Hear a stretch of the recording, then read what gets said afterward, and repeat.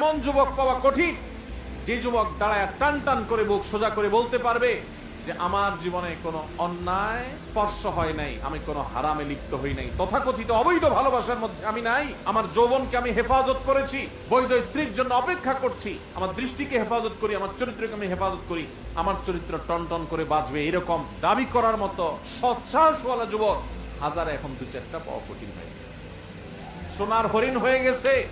যুবক ভাইরা আমার, এই চরিত্র নষ্টের জন্য আল্লাহর কাছে হিসাব দিতে হবে। কিয়ামতের ময়দানে 4টি প্রশ্নের উত্তর দেওয়া ছাড়া একটা মানুষকে পা নাড়াতে দেওয়া হবে না। তার ভিতরে একটা হলো ওয়ান শাবাবিহি ফিমা আবলাহ, যে যৌবন কালকে তুমি কোন কাজে কাটাইছো।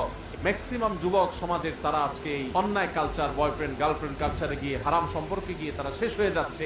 সব মানুষগুলো যেই তালে চলছে, এটার উল্টো, স্রোতের উল্টো দিকে চলতে পারা, এটাই হলো বাহাদুরি, এটাই হলো বীরত্ব। আর স্রোতের তালে চলার জন্য কোনো যোগ্যতা লাগে না।